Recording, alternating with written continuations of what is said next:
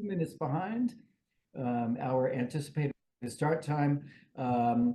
The second half of this program is something that is also hopefully going to inform and educate you, and it's a great opportunity to show you one of the trainings that is available out there. And so, Aaron, I wonder if I can ask you to make an introduction of Chris Arroyo from the State Council. And we'll hear a presentation and see a PowerPoint presentation from Chris. Aaron, gladly. Thank you, Rick. Really appreciate the opportunity and appreciate the statewide Self-Determination Advisory Committee's priority on gaining skills, training, knowledge to do well in your roles. Because for all of the people I've met who've been involved in this effort, and all the people who've been named to the statewide committee or the local volunteer advisory committee, one thing's in common is there's a lot of really good people just trying to do good work. And in doing that good work, sometimes we just need some training. We need some supports to learn how to do that. Everybody's volunteers here. Sometimes just please help me and support. Tell me how these things work. So really grateful that the statewide committee has put time aside and invited all the members to come together and learn about information, skills, tools that'll be helpful to you in your roles on these committees. And very glad to introduce Chris Arroyo, who is the manager of the State Council on Developmental Disabilities Los Angeles region. And its 7 regional centers and the local volunteer advisory committees associated with those regional centers. There's a lot of different responsibilities, a lot of different skills, and a lot of different talents Chris has, but one of them is giving really good advice and training on how to carry out your roles. So Chris, thanks for the time and thanks for leading this training, which I know is going to be great. Thank you. It's my pleasure. So a couple things is, as Aaron had said, I'm the manager of the Los Angeles regional office. And one of the things that I just like to share with folks is that I've worked on both sides of this table, so to speak, where I've been members of various city commissions and advisory committees. And I have also been staff with the council for many years and supported our boards when we had them, advisory committees presently, as well as past advisory committees.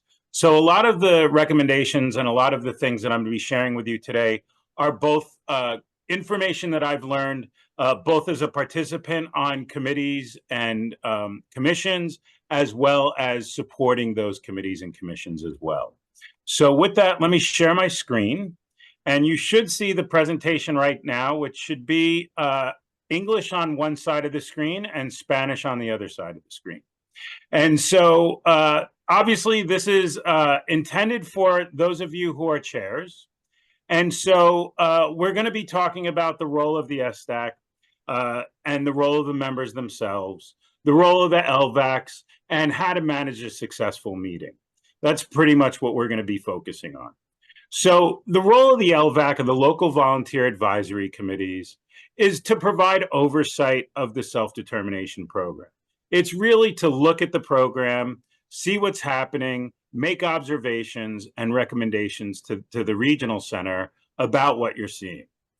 And so, and additionally, recommendations can be made to, DDS as well. Now, someone's saying I need to share the PowerPoint, and I believe you mean after the presentation. So we'll have a hard copy for that available later on.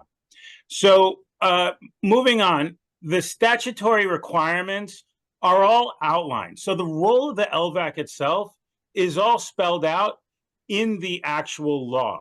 And so part of the packet that we've shared with you includes a copy of the law. And here it is. So, and we'll be returning back to this for some specific things. So to get back to the, to what are the requirements for the committee, this is one of the 2 sections that I've actually put into the presentation.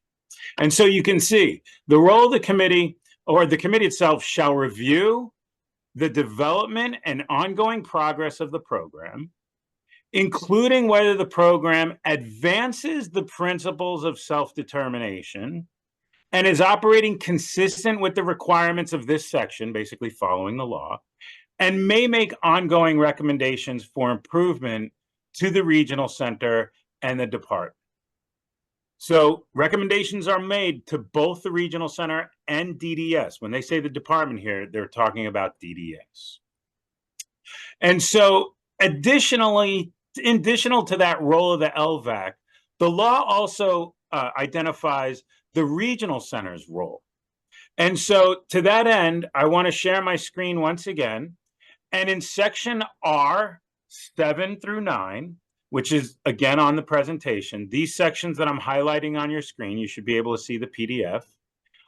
It outlines what the role of the regional center has, often in collaboration with the LVAC itself. And so here in section 7, you can see in plain language that more or less the regional center must contract with self-advocate and family-run organizations to outreach about self-determination, and to ensure that it's available to a diverse group of participants, right? And then in section 8, you can see that the regional center is to collaborate with a self-advocate or a family-run organization to jointly train on self-determination, and the regional center should consult with the LVAC to plan that training. Additionally, it says that the LVAC can appoint members to represent the committee at those trainings.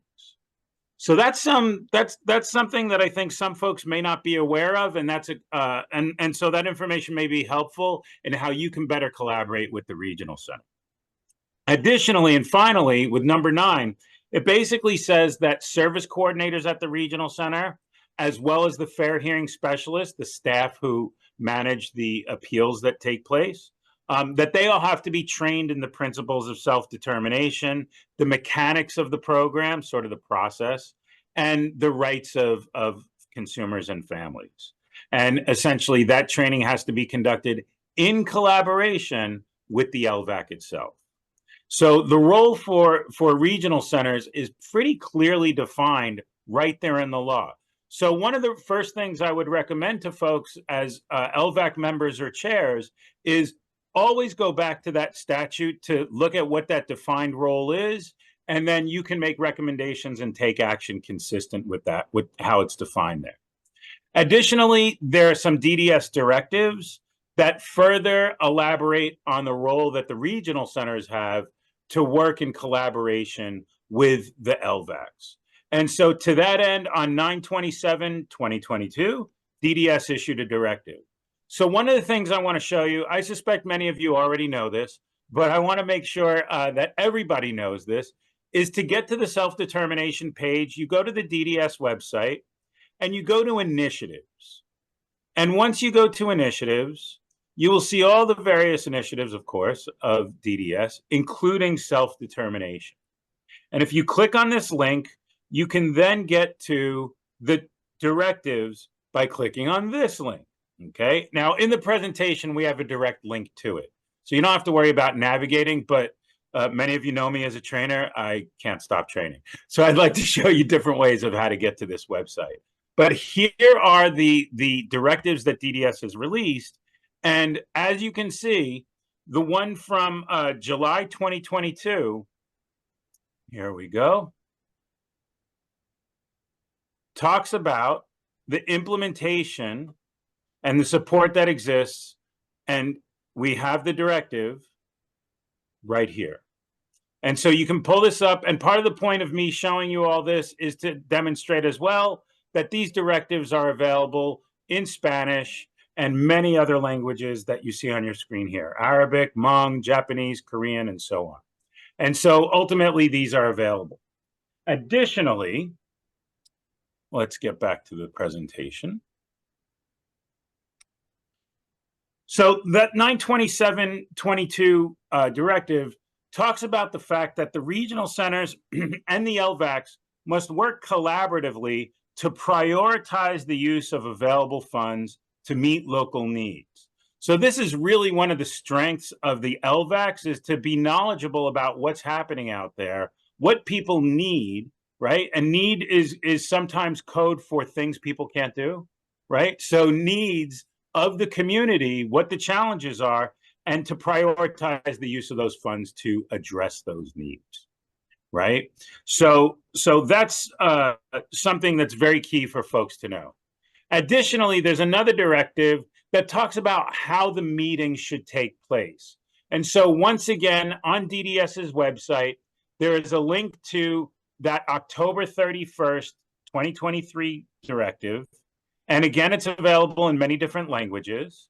And if you click on it, you can read that directive yourself, as well as when you have a copy of the presentation, you can click on this link directly and go right to that directive. And essentially what it spells out is a few things. One is that the committee should meet as a quorum, that at least half of the committee should be present to take any official action, which means voting on something. It also means that 10 days notice should be provided to folks in advance of the meeting. So that way people can plan and show up to the meeting. The agenda needs to be made available before the meeting and to the public. Additionally, it indicates that hybrid meetings are permitted and that interpreters should be present to ensure that all folks can participate in the meeting because it's essentially a public meeting. Now, as mentioned before earlier today, the composition of the LVACs, about half of the folks on the committee are appointed by the council, by us, and then the other half of the committee is appointed by the regional center. And then there are two folks who the law says must be part of the committee, which is the client's rights advocate, as well as a representative from the Family Resource Center of that regional center. And that basically is the composition of the LVAC. That's who the members are. And so one of the things that I would like to help folks to really be effective as a committee is to think about the fact of exactly what your role is and to stay focused on that. So just to share something personal real quickly, one of the things that I learned when I joined a city commission was the fact that, you know, I asked the staff and I said, okay, tell me the deal. What's the rep about commissions in the city? And one of the things that they had said is, oh my gosh, Chris, you need to know the commissions talk about everything in the world and they don't necessarily focus on the things that they should be focused on. And it was like, okay, so are you telling me that we should focus strictly on ours? So I was on the Disabilities Commission. She said, yeah, absolutely stick on issues related to disabilities. Okay, sure.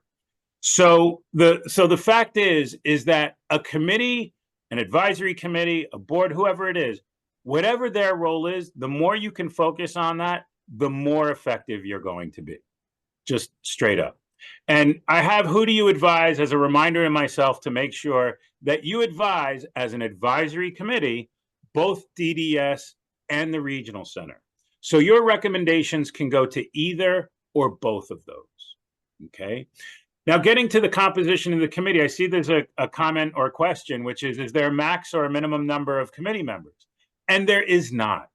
So it is not defined in the law how many members will be with each LVAC.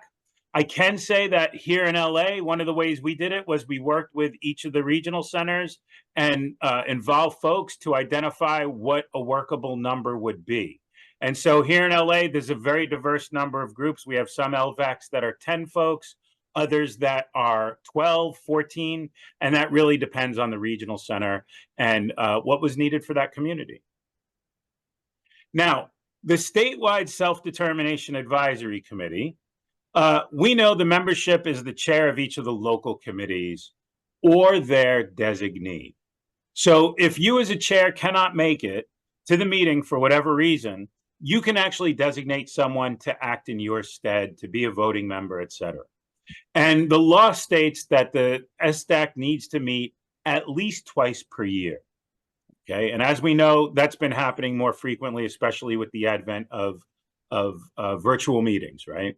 So talking about the role of the SSDAC, just like the LVACs, it is defined in the self-determination law. And so here you can see it says that the role of the SSDAC is to identify self-determination best practices. So already look at how different that is from the role of the LVAC, right? To identify best practice, what's the best way of getting stuff done, right? Effective consumer and family training materials, implementation concerns, systemic issues, ways to enhance the program, and recommendations regarding the most effective method for people to learn of individuals who are available to provide services and supports. That's pretty heavy duty, because when you look at each one of those things, I mean, each thing is separated by a comma, and it's just one sentence. But when you look at each thing in that phrase, those are some pretty heavy duty responsibilities, right? They're very specific as well. And so then what it says, it defines our role as the council for what we need to do, which is to pull all that information together, or synthesize all that information together, and the information from the LVACs and from other places, which is part of the reason why you will generally see a council staff member present at the meetings. We want to hear what people are saying, right? We also, of course, do technical assistance as our role as the council. We answer people's questions, right? If you've ever heard the term technical assistance and you're not sure what it means, it's just fancy talk for answering people's questions. It really is. So we take that information that people ask us about. What do they need to learn more of? What are they curious about? What's confusing? What are the barriers? And we're able to use that information as part of this sort of synthesis of information, bringing it all together. And we have to share that information with consumers, families, regional centers, DDS, and so on. So, and then ultimately, we need to make recommendations to increase the program's effectiveness in furthering the principles of self-determination, right? So how do we make sure the principles of self-determination are constantly and consistently being implemented, being pushed to the highest degree, right? So in the chat, I see that someone's asked, how can I restate the info on that I just gave on how to appoint a stand-in for a meeting where the chair can't be there? All it needs to be is the chair needs to say, "You are my designee, please go to the meeting." That's it. Now, if you want to do it formal and do it in a meeting, in an LVAC meeting, you certainly can, but there's no requirement. Designees are usually just things that are just, boom, named. So it's pretty simple. The law doesn't signify it needs to be a member of the committee. However, in the spirit of the law, it likely should be a member of the committee, as they are bringing back the committee's concerns to the SSDAC. So we're going to talk about that in more detail, Debbie, and I think you'll be able to answer that question yourself better as to whether or not they need to be a member of the committee. So what the LVAC chairs should be doing in providing reports to the SSDAC is looking at some pretty specific things to bring back, okay? Because remember, the SSDAC as a group needs to collectively make decisions about all these things on the screen, right? About the training materials, implementation concerns, systemic issues. So what information should be fed into our work and the SSDAC's work? All that information, right? If you had a report that was numbered, number 1, new SDP best practices. Number 2, effective family and consumer training materials. Number 3, implementation concerns. You're doing exactly what your job is. How great would it be if the SSDAC got a structured report from everybody, more or less containing all that information, right? The other thing is your report should include anything that's going to help another LVAC, right? Getting to that point of we train each other, right? How many times have I done a training? I know many of you have been to my trainings before, but how many times do I always hear some of the best information I got was from other families, was from self-advocates, was from people like myself? Well, why would that not apply to chairs, right? So bottom line is bring information to the LVAC. Hey, we discovered something totally cool. We found out that we could get more people showing up at our meeting if we just told the people who showed up at the start of the meeting to text all their friends and tell them the meeting's going on and give them the Zoom information. Whoa, we doubled the size of our audience immediately. How great would it be if people shared tips like that, right?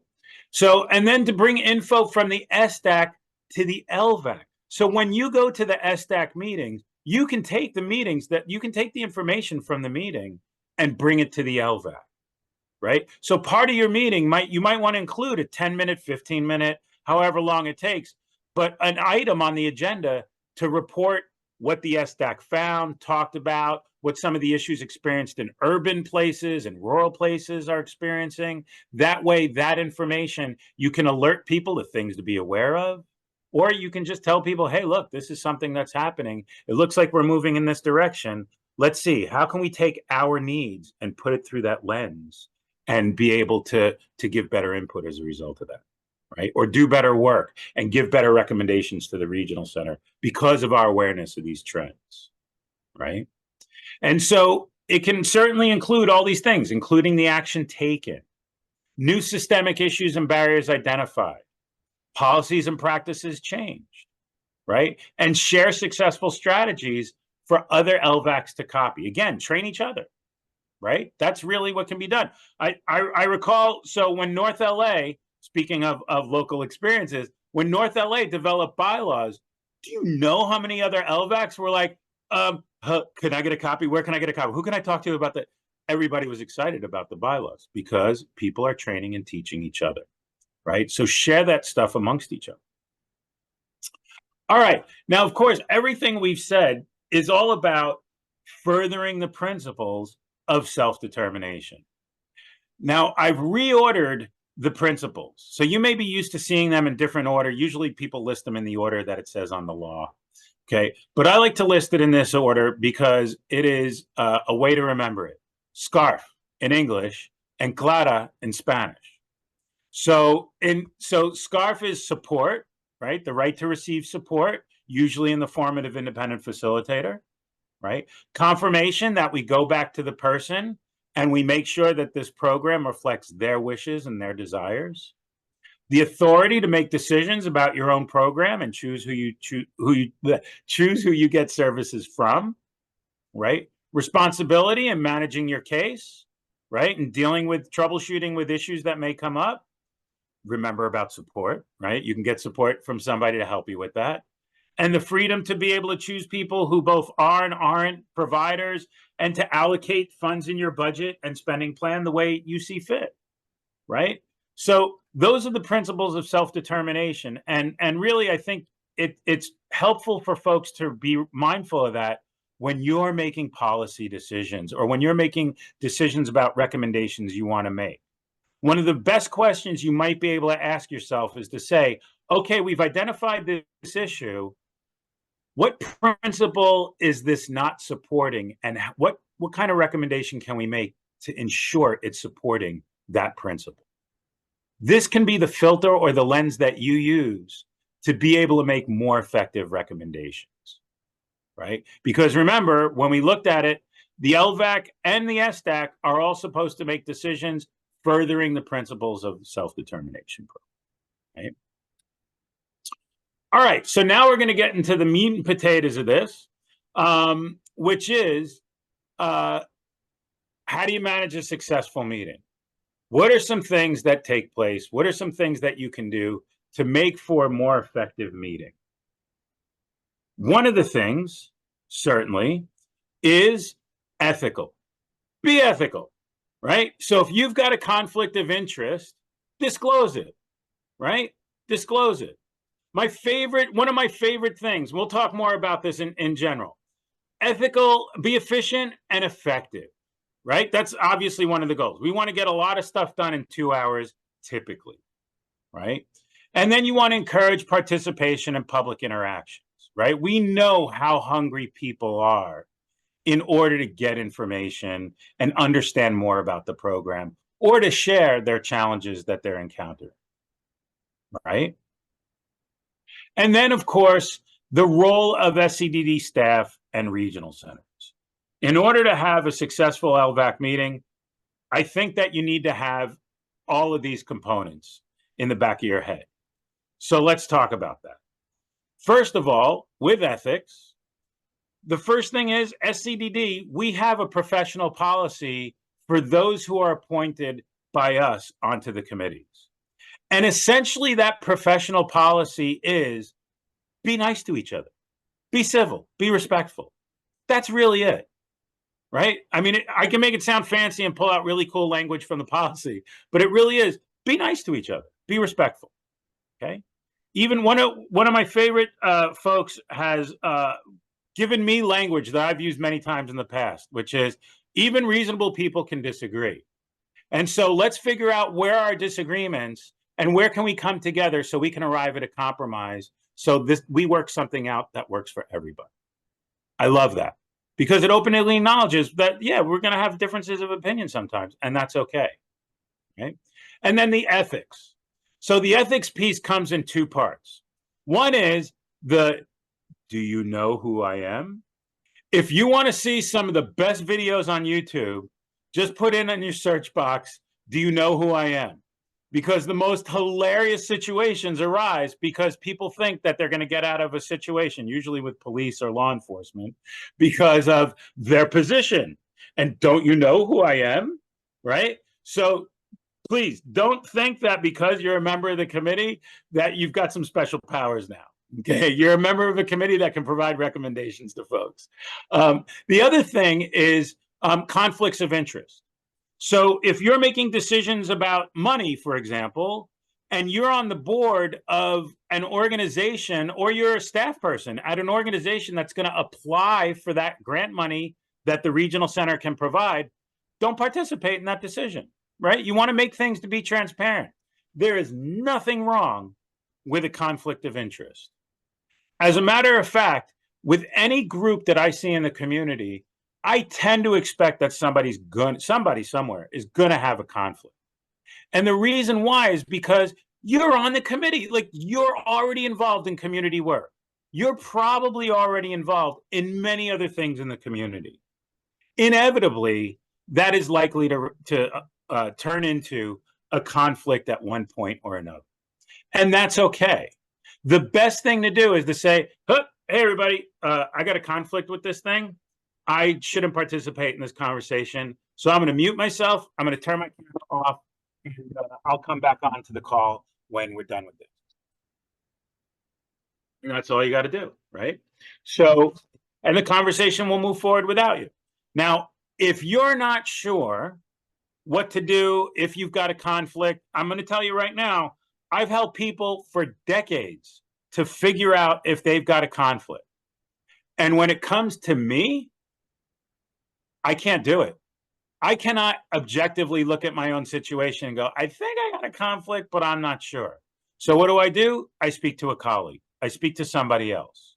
So you as an LVAC member can certainly speak to other members. I would encourage you to talk to the chair and even talk to the regional center liaison or the SCDD staff to help you identify if perhaps you have a conflict or not. Okay. And again, there's nothing wrong with having a conflict. It's almost expected in the sense that you are active in the community. You're going to have your fingers in a lot of pies, right? And that's okay. That's cool, right? It might be one of the reasons why you were asked to be a committee member, right? So about the effective and efficient meeting part. So one of the first things I would encourage committees to do, which I generally see, is to be inclusive. Be inclusive.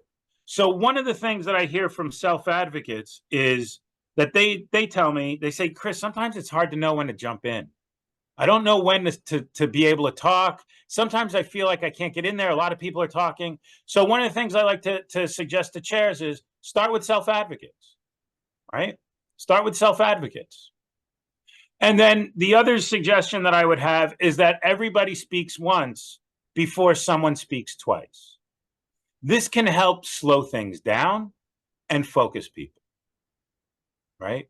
Because ultimately, if someone's quick to get in there, and then someone else talks, and then that same person gets in there, and then someone else talks, and that same person gets in there, we can start to see somebody take over a meeting, right? And so ultimately, what this can do is slow folks down to wait until they've gathered their thoughts, they've heard from others, and now they're prepared to provide their own comments. It can really speed the meeting along a great deal, okay? Now, my favorite trick when you're a chair of an LVAC or of any group is to be a game show host. Now, I'm not saying you got to be Ryan Seacrest or anything, but the bottom line is I would recommend that you be a game show host. Now, what does that mean? Well, think of a game show, right? if you go to a game show and like it, maybe even it's a show that you have no idea how it works, the host tells you what's about to happen.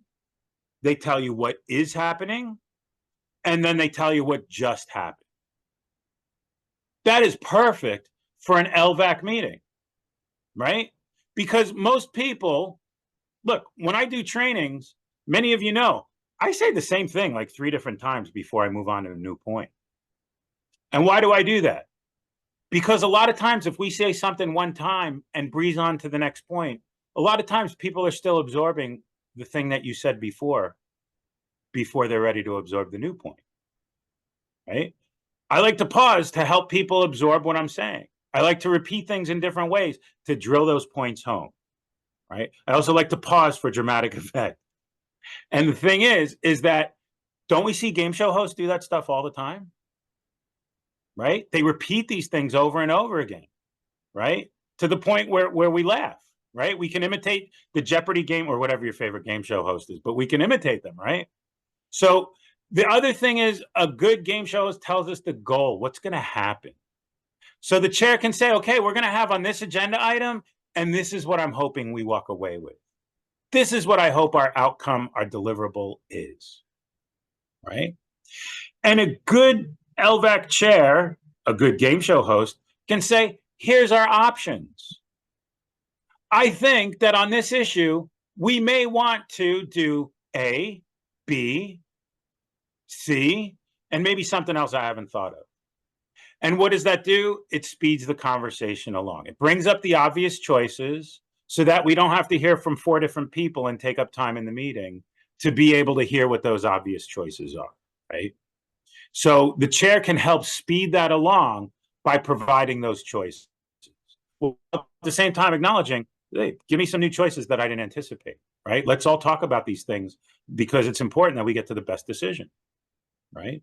Summarizing the actions, summarizing discussions. Okay, everybody, from all the discussion we've just had, it looks like we're all starting to come around consensus on this option.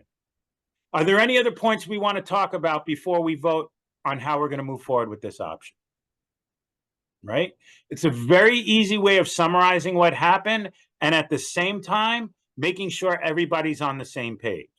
Because one of the things we want to keep in mind is don't let the perfect be the enemy of the good, right? Emotion doesn't have to be perfect. It can be good enough, right? That's okay. Wordsmithing a document. Oh my gosh. Has anybody wordsmithed a document as a group? It's almost hilarious at times, right? No, don't use that. Use which. Wait, what? Like we're going to, so the thing is when you're going to have a document, one of my favorite tricks, give it to a group of 3 or 4 people, bring it back to the group, remind people, let's not wordsmith every little detail. Are the central ideas on the page what we want to make sure is in writing, right? Make specific recommendations, right? So you want to avoid saying things like, oh, let's make this better. Okay, that's your goal, but how are you going to make it better? What's the methodology? So be specific about those things. And it's okay to brainstorm that in a meeting to say, all right, how are we going to make this better? Right? What are the pros and cons of each of the options? That's where being a game show host can really help, right? Now, the other thing that I think is important is for the group to plan well. And what I mean by that is to set annual priorities. You all have seen trends happen over time, and you now know how things flow, how things are moving along, right? You know what some of the issues are. We know what they are. We hear them come up in the SSDAC meetings all the time, and they come up in the LVAC meetings as well. So sometimes I hear people say, well, Chris, it's all important. Everything's a priority. Okay. But if everything's a priority, nothing's a priority, right? At some point, what are we going to devote more time to and less time to? Something's got to be more important than other things. Otherwise, we're going to be devoting our time all over the place and we're not going to be able to focus.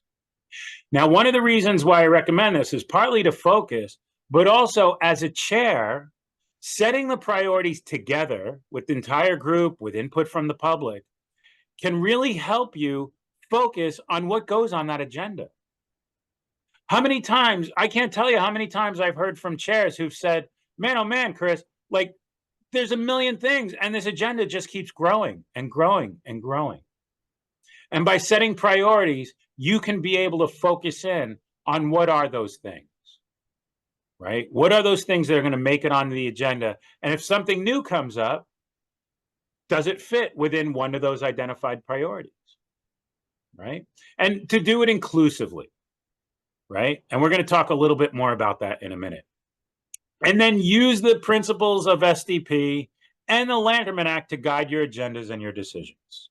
So as I mentioned before, you want to look at SCARF and CLADA. You want to look at the principles to figure out, okay, how does this issue impact the principles?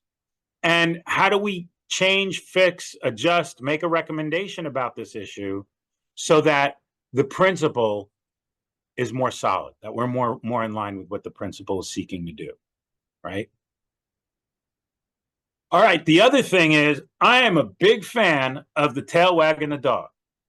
If you want to make a recommendation to the regional center or to DDS about a best practice, instead of saying, hey, we recommend that you create some best practices around blah, blah, blah, blah, blah, blah, blah. Don't do that. I mean, you can do that, but I think it's more effective if you just get 2 or 3 people to write the best practice, show up at the LVAC, everybody says, hey, how does this best practice look? Are we missing anything? Should we add to it? Do we need to take anything away? Let's edit it. And then you give it to the regional center or DDS and you say, we recommend that you adopt this best practice, right? And so somebody I used to work with used to joke and say, well, you know what, Chris, that's a great idea because, you know, people can be lazy and you're doing their job for them. And like that increases the likelihood that they're going to do it. I don't like to think of it as lazy. The bottom line is I like to think of it as people are busy and people are torn apart in many different directions. And generally, most people are going to welcome anybody who helps them do their job better, right? So there's nothing wrong with that. Be the tail that wags the dog. Absolutely okay, right? You're making a recommendation. Now, the other thing is look for systemic solutions for systemic problems. One of the things I'd seen at a regional center was someone had suggested from the public, they'd said, hey, look, we're aware that in our area, there's a lot of different minimum wages set in different cities. And the response from folks at the regional center were, well, individuals in SDP can ask for different changes to their budgets based on those changes to minimum wage. And immediately, more or less, after some discussion, the committee came together and said, well, we'd like to make a recommendation to the regional center to adopt a policy that says when a minimum wage changes in a city, that person's individual budget will be automatically adjusted. That way they don't have to ask for it in an IPP meeting on an individual basis, right? So we can take systemic issues and we can say they require individual solutions. But better yet is if the LVAC can make a recommendation to adopt a systemic solution for a systemic problem, right? The other thing is to encourage members of the committees to say, I agree, I disagree. And that's it, right? Not every person needs to tell a 5-minute story about how they agree with what the previous person just said, right? So just to say, I agree. One of the things a chair can do is I would often say during meetings, I would say, can I just see some thumbs up or thumbs down, hands up, some kind of indication? How many people agree with what was just said? Speeds the conversation along. Right away, everybody looks around and goes, oh, okay, we're all on the same page. All right, let's move forward with this. Right? Speeds things up tremendously. And it's just a simple, hey, can everybody indicate somehow whether they're into this or not into this? Right? Now, in working with others, here are some more tips. The first thing is be nice, be civil, right? Doesn't mean you got to be formal, although you might want to be formal. And because usually formality is a sign of respect, usually a sign of being civil. right? So be nice. And the other thing is choose your tone carefully. Many of you know me. We've talked. I like to crack jokes. Sometimes I can get pretty sarcastic. One of the things I always try and avoid doing in a meeting is to be sarcastic.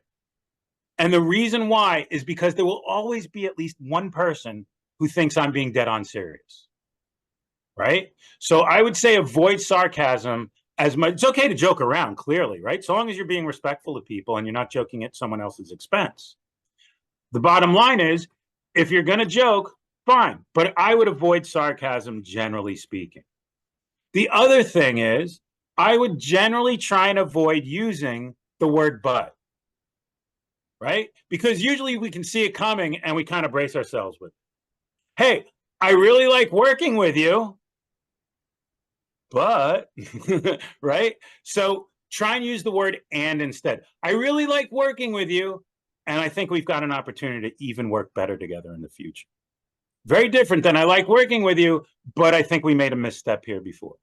By using the word and, we automatically change our language in order to make sure that we're being inclusive. We're using joining language, generally speaking, right? And that builds better relationships. And as many of us know, relationships are how we get our work done, right? When we trust somebody, we can say, yeah, let's put that project together and get it done. Because we know that other person is going to follow through, that we're all going to look good, that we're all going to have a great outcome when this is done, that we're going to have a product that's going to help a great number of people, right? Now, the other thing is parliamentary procedure should serve the group, right? So all this stuff about making motions and all that, you can become a parliamentarian nerd overnight. You want to become a nerd about parliamentary procedure, you certainly can. I've read Robert's Rules of Order. I can't tell you how many times. Bottom line is, I also keep, sadly, a copy right by my desk always. And the thing is about parliamentary procedure is you can let it be a part of your meetings as much as you'd like it to be. Okay. That said, it shouldn't serve to stop the group from moving forward. It shouldn't serve to delay things. Okay. It should serve as a common language that everybody can use in order to get things done. And one of the things I see sometimes members agonize about is the parliamentary procedure stuff. And so if you're a member or a chair, feel free to ask others at the meeting, hey, I want to do this. Is there any formal way that we should be doing this? Or can I just say, why don't we do this and maybe we should vote on it? Right? It's okay to ask those questions, because you'll not only grow your own knowledge of how these things work, so you're more efficient in the future, but also you're teaching each other. That answer is going to serve everybody, right? One of the common things that I get as a question from folks is, how do we get accountability? We made a recommendation, but how do we get like some follow-up? How do we know, like, did it land on fertile ground? Is anybody going to follow up on this? So the way I like to recommend that folks get accountability is pretty simple. And I think this falls mostly on the shoulders of the chair, although a secretary or a sergeant at arms, depending on if you've got those kinds of positions, can really help out, which is make a list of everything you've done and write down the date that it happened. So if at a meeting you make a recommendation for the regional center to adopt a policy, write down the date that you made that recommendation and what the recommendation was. And then at a future meeting, make sure you agendize that as an issue. And you can tell the regional center before the meeting, hey, we're going to ask you what was done about this thing. Are you going to be ready to answer it at the next meeting? And then get an answer at the meeting. And that's one of the ways that you can make sure that you get accountability. Okay. All right. So interacting with the public. In interacting with the public, one of the things that you may want to do is to hold TA sessions or town halls. Okay. So let me define those things, because I know it might sound like I just spoke a different language. So TA sessions are technical assistance sessions where, again, remember, technical assistance is just answering people's questions. So you might want to have a session where people just come to the meeting and ask questions, and the committee answers those questions. I would recommend that if you do a session like that, that it would be in addition to your regular meetings. The only time I would consider doing that during your regular meeting is if you don't have much going on for that month, and so a TA session might be helpful for folks, okay? And this is the way you can draw in people from the community, right? Additionally, you might want to do a town hall. Traditionally, town halls are times when you just sit there and listen to what everybody has to tell you about what they think about the issue. So in this context, if the LVAC held a town hall, it would be a town hall about self-determination. Tell us your thoughts about self-determination. Tell us about your barriers. Tell us about the things you love. Share successes. Tell us everything. And again, I would recommend that those be outside your regular sessions, unless you've got very little going on at a regularly scheduled meeting, okay? But it's a good way of bringing the public in, because ultimately, one of my recommendations is you're obligated as an LVAC to take public input on each and every agenda item. Generally speaking, you generally don't want that to be a dialogue. You want to listen to what people say so that their input and comments can influence the vote or whatever's about to be discussed. Cool, that's great. Additionally, you want to make sure that you're not engaging in a dialogue, because now you're going back and forth with the public and you're not getting your business done. That's why I really like TA sessions or town halls, because they send the message to the public that you want to hear what they have to say. And at the same time, you can run your regular meetings efficiently. Because we've also seen where if people cut off a member of the public, or they engage in a dialogue and then say, okay, well, we don't have any more time to do this, we need to move forward, sometimes people get upset. So clearly defining an expectation for people of, hey, we want to hear your comments during the meeting, because that can influence our decisions, but it's not going to be an interchange, a dialogue back and forth. But in 3 more months, let's see, I just used but. And in 3 more months, we're going to have a TA session to get your comments and to be able to go back and forth with you, to be able to share that information you're looking for, right? We're doing a town hall so we can hear your comments even more in depth. And we can take the time to say, can you elaborate a little more on that idea? Right? So it's a way to show that you care, that you want to listen, and at the same time be able to run your meetings efficiently. Okay. The other thing is, oftentimes there's a clear yes position, there's a clear no position, and then there's that sometimes hard to find third option. Threading the needle, trying to find that middle option. And what you want to do, generally speaking, is if you see people on both sides of yes and no, right? Some people yes, some people no. You want to try and find that third option that is going to help you arrive at consensus and largely get to the place that you want to be. So try and develop that skill. If you don't have that skill, I bet you know somebody on the committee who has that skill, right? When I was on the commission, I was just developing that ability. I didn't have that skill. It didn't come to me naturally, right? And so, but somebody on my commission did. And so we go, okay, we split down the middle on this issue. And then I go to the person and say, all right, so what's our third option? And it started to become a joke, but it was legit. And by watching someone come up with that third option over and over again, I was finally able to start developing my ability. So it's a great skill to develop, but if you don't have it, it's perfectly okay. Look for those on your committee who do have it, right? Now, additionally, one of my favorite chairs who taught me and guided me, helped me create my own style, was to embrace respectful disagreement. This person always says, hey, look, it's okay if we disagree. I started talking about this a little earlier. And so let's get to what are the things we have in common, right? Now, self-determination, that's perfect, right? This is like an easy conversation to have, because ultimately you can say, all right, where are we on this issue? Okay, we're sort of on different sides of this issue. We're kind of all over the place. What's the unifying principle in self-determination? Which one of the principles is support? Are we talking about support here or authority? Are we talking about responsibility? What are we talking about? And so in that manner, you can basically get to the principle that everybody's responsible for implementing to move further, and hopefully make a decision that makes a little bit more sense once you've looked at that principle, right? And the other thing is make it about the issues. Find out what are the issues that folks have. What are their positions? Avoid people. I never want to go to say, oh my God, yeah, you're the person who always opposes me. I always suggest this, and you're the one who always says no. Why can't we get past this? Oh my gosh, right? Like, you want to avoid those kinds of things. And instead, you want to get to the issue. What is the issue being discussed?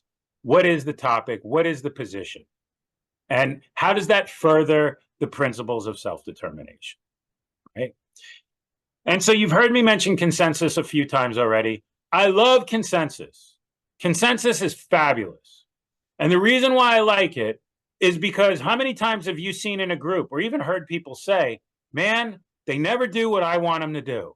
I'm always voted off in the minority. Everybody always overvotes me. Well, through consensus, we can include people's ideas.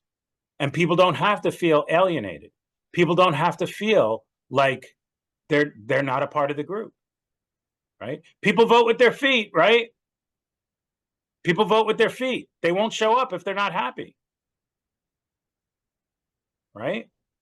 So gaining consensus is one of the ways to make sure that you're keeping people happy, right? You're folding in a compromise right off the bat. That's generally going to be a good thing.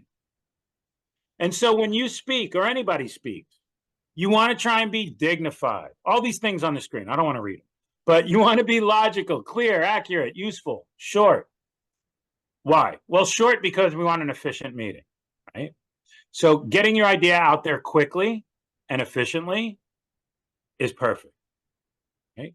Want to be all these other qualities so people want to listen to us, so we can be persuasive, right?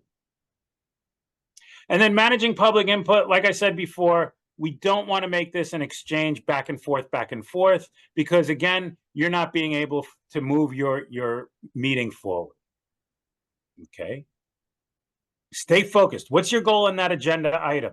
As a game show host, always feel free to restate, okay, everybody, I think we're starting to wander far afield. Let's make sure that we're focusing on what we need to right now. Here's what we need to focus on right now, right? And then lastly, LVAC considerations. So this is sort of the miscellaneous category. These are the other topics that I wanted to mention that don't necessarily get their own section.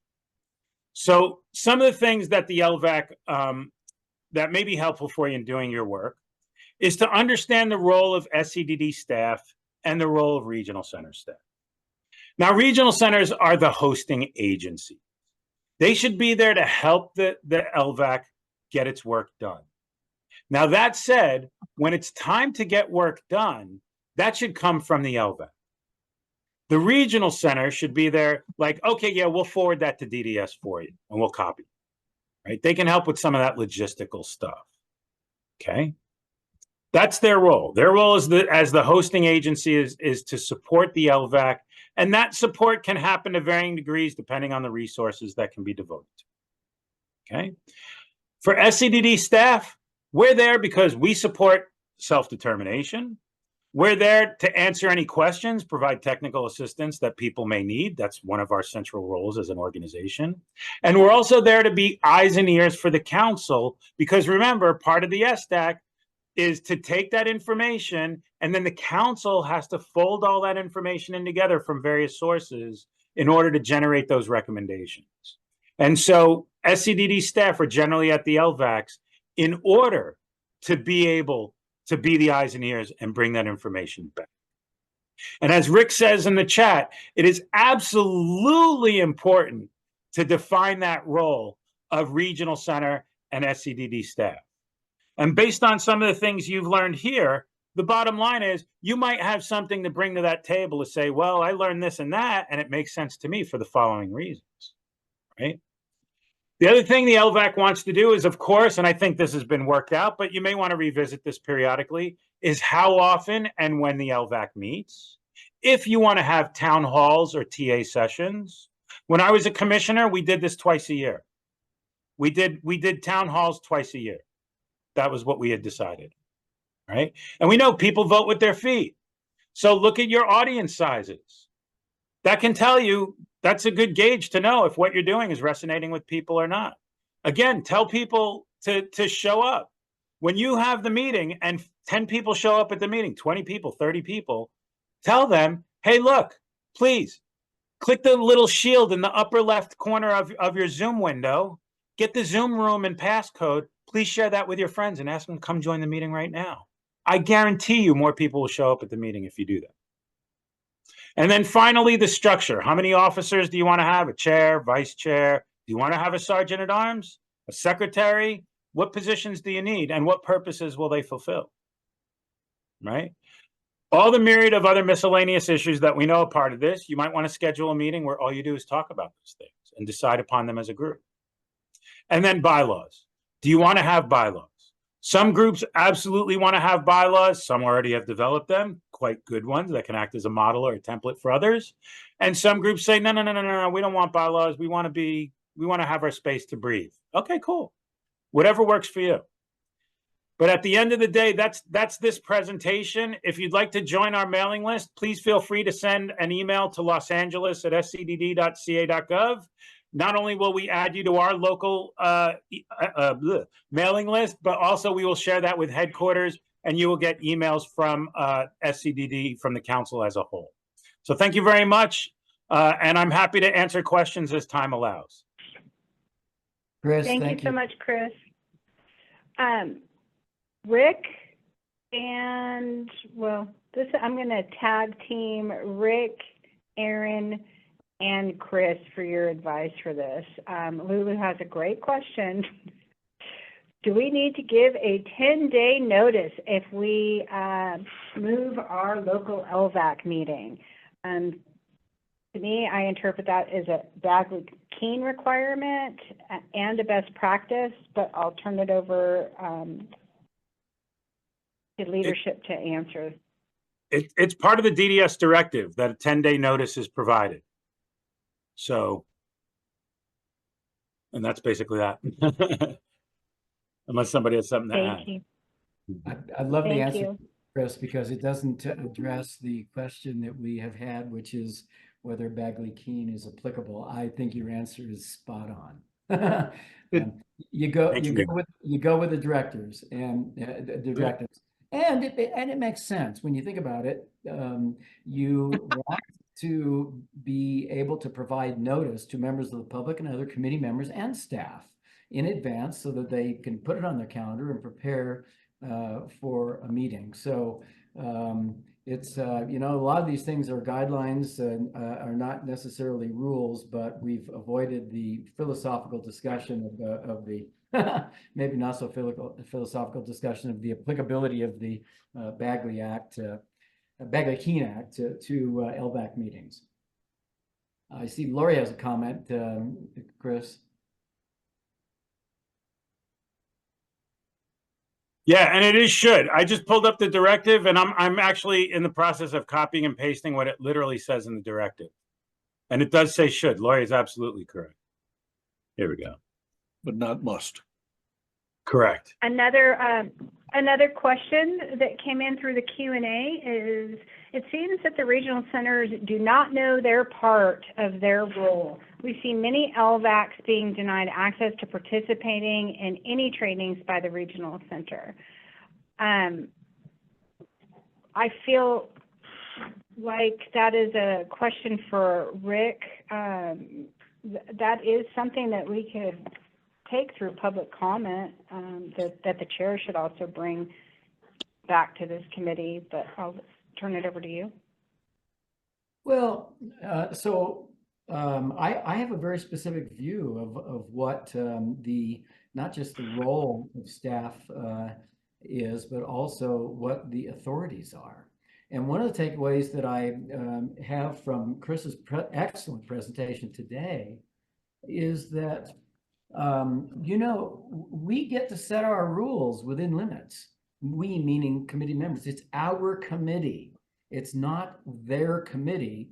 It is, as it was stated, those two entities, agencies, support the LVAC. And so I always err on the side of the LVAC asserting its authority, being independent, and in some instances when there's conflict with staff that can't be worked through after careful, civil, productive negotiation or a discussion, LVAC has to make a decision about what the extent of its authority is. And so what we don't want to be is confrontational. We want to be collaborative. And many of the LVACs are very collaborative with regional centers. But I will tell you, not all of those relationships are the same throughout the system. And I would expect that. But I think it's really important for members, particularly chairs, to recognize and then take advantage of what they believe their responsibilities are, what their authorities are, and do it in a way that's consistent with the things that are in these, in particular, these later slides. Lori, your hand is up. Chris and I have had this conversation before, but I'm bringing it up again because our collaborative that DVU runs asked a bunch of people for questions. So this is brought up again, and I posed it also. But at our regional center in North LA, our committee is allowed to participate when you guys nominate new members. It's really important. And the ones that we participate in know the face, because as the chair, I represent our committee in this process. So you don't have 10 people there. It makes a difference. And I know that that has not been the case at State Council. Because he can't get in. Oh, okay. Anyway, I really think it's an important thing that we would be able to participate in the process of selecting new nominees for our committees, because we know what our committee needs. We know more about it than outside agencies. So if you could kind of address that, that would be great. Thank you. Yeah, I don't know if Aaron is still with us. I know that you met with Aaron about this, Lori, and you met with me, and we told you that there are ways that the locals can provide input on applications. We can, you could attend a membership committee meeting if you wish and provide public comment during that time. For Bagley-Keene reasons, there's no way to invite chairs into the fold. It would be considered a public SSDAC meeting. And so I don't know, Aaron, if you want to add any more to that. And to add to that, I do know that the regional managers work with the regional centers when they receive applications. For that very reason, to make sure to see if somebody is known to them and whatnot. I know Chris does that, Yolanda does that, Scarlett does that. But I think all of the managers work directly with the local and the regional center when they're making recommendations for appointment.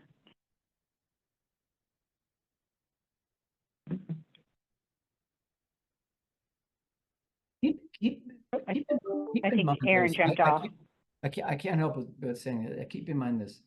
The committee doesn't have either veto authority or, for that matter, voting authority over who the members are. And I have seen instances in which there are differing opinions among regional center staff and also state council staff as to whether a person should be appointed. But this is just a great example of where collaboration can be so helpful, listening to people's ideas. And sometimes it's hard when you're really talking about, what amounts to like a personnel matter, right? Collaboration without authority is the way that I see it. Charles, I know we're running out of overtime, you guys, and we've lost only about 10% of our audience. I really appreciate people standing by. This is a terrific. I was just gonna say that we had, I'd like to check your town hall on I did that you're talking about. We have a thing called the mixer that we're gonna be doing where we have one module at a time. And we tried to do it with nuts and bolts with all the modules, and which is making people where they're tired and when they're just burned out. So we're going to try to break it up to pieces, and that way they can ask questions on that on different ones. Thank you. Everybody's got a different structure, and you know, we decide what works for our committee, individual committee, don't we, Pierre? They just put it in the, I was going to comment that we can attend the membership committee meeting at state council. Do we have to be in person, or can we do it virtually? We absolutely can do it virtually. Absolutely. Thank you. When's the next state council membership committee meeting? We just held one in September, so I believe the next one, was it September? It was in August, and late August. Yeah, I guess it is only the 10th. In late August. The next one's going to be in March. Seriously? So we've got a state council vacancy in our committee, and we're going to have to wait till March to fill that. Wow. Is there some way to accelerate that? It was just filled, Pierre. Thank you. Literally, the meeting was last week. So no, that position was filled. And if I recall correctly, we've added one person who can be added contingently when a vacancy arises in the future. Thank you. Chris, can you answer the question in the chat? Does the LVAC chair create the agenda? So generally, in my experience, generally speaking, the committee sets the agenda in collaboration with the hosting agency, because look, as an advisory committee, my expectation would be that that's an opportunity for the committee to provide input directly to the regional center, as well as for the regional center to seek feedback from the advisory committee about particular issues as well. And so to that end, I think that the regional center needs to have input in creating the agenda. But at the end of the day, it's the committee's agenda, and the committee should have final authority for what goes on the agenda. Yeah, I agree. That's the way we do it at Kern. I do see that Robin has put in the chat, for those who have questions about the appointment process, feel free to contact her, and she has included her email address. They are important questions. Robin, do we have other questions? We're going to wrap this up shortly. Sorry, I was muted. I do have a question from a public member. I don't know, I do know this training was specifically for the chairs to ask questions, so I'll leave it to you, Mr. Chair, if you'd like to take questions from the public. You know, I always want to. I want to be mindful and respectful of people's time, because we intended to end at 1, and this is so good that we're now over. Let's see what's out there, Robin, and we'll make that decision along the way. At least take one. Okay, I have one hand raised from Jordan. I will allow him to speak now, and we'll take that as the last question of the day then, Mr. Chair. That'd be great. Okay. Jordan, you should be able to. Yes, this is Jordan. Speak. Thank you for taking my question. I had a question. You mentioned town hall meetings, and I'm going to use that as the basis of my question. We were supposed to, we did the whole virtual thing because of the pandemic, we all know, and then we stayed into it. People became lethargic, didn't want to do it, but there's something about seeing, or usually was an example, seeing Christofer in person, talking to him, shaking your hand, patting you on the back, and having a meeting with in person with my local representatives. In this case, I'm a committee member, but meeting the other committee members and seeing him.